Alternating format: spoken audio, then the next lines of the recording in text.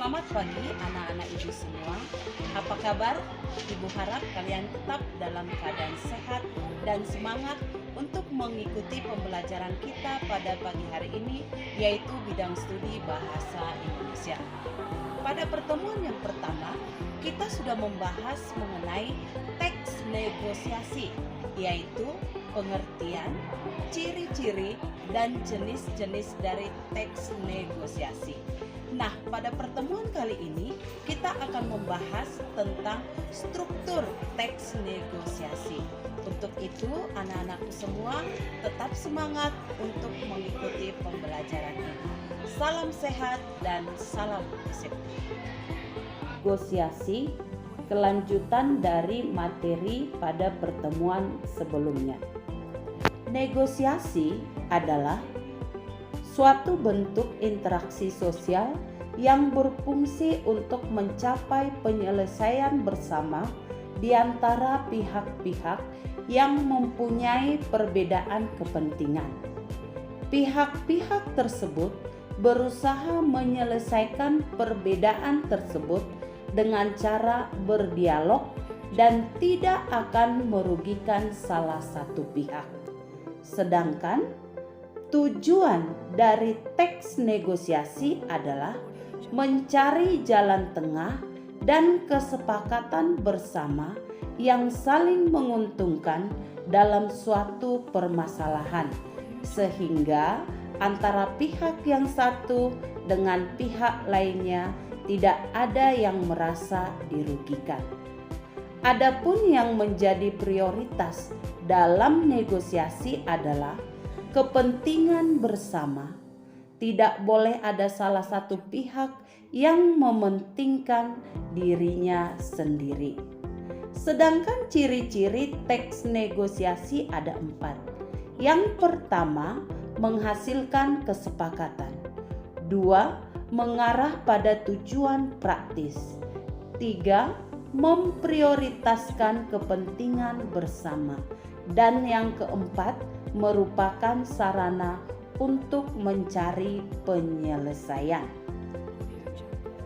Adapun jenis teks negosiasi, yang pertama berdasarkan situasi.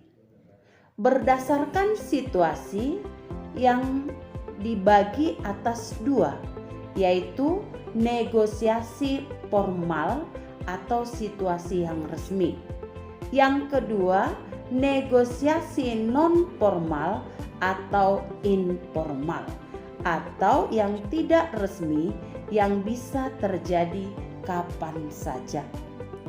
Yang kedua, berdasarkan jumlah negosiator.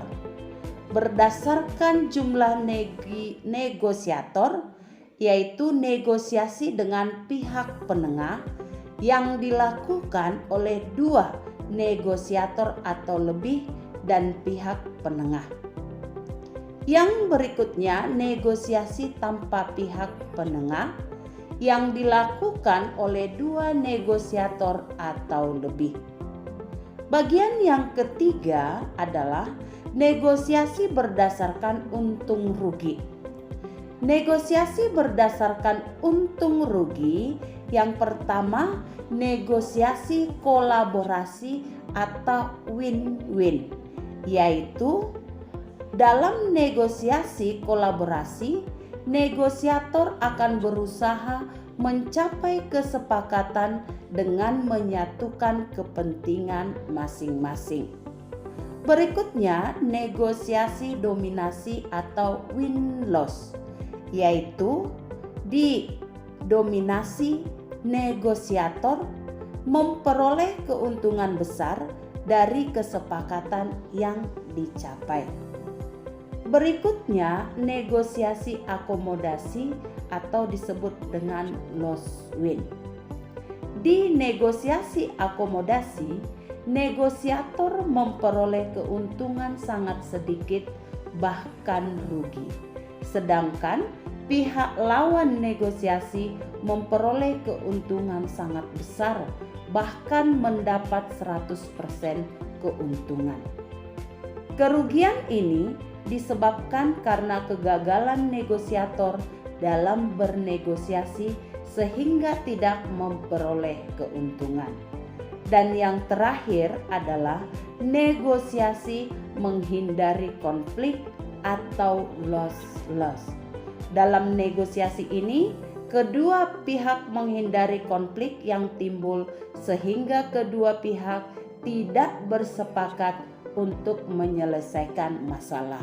Nah, itulah pertemuan pada pertemuan yang pertama. Kemudian, pada pertemuan kali ini kita akan membahas struktur kompleks negosiasi. Adapun struktur negosiasi yang pertama orientasi, yaitu kalimat pembuka. Biasanya dibubuhi dengan salam. Fungsi dari orientasi adalah memulai negosiasi. Yang kedua adalah permintaan, yaitu permintaan suatu hal berupa barang ataupun jasa yang ingin dibeli oleh pembeli atau konsumen. Yang ketiga adalah pemenuhan, yaitu pemenuhan hal berupa barang atau jasa dari pemberi jasa atau penjual yang diminta oleh pembeli atau konsumen. Yang keempat adalah penawaran. Penawaran adalah puncaknya negosiasi. Di sana terjadi tawar-menawar. Berikutnya persetujuan, yaitu keputusan antara dua belah pihak untuk menawar yang sudah dilakukan.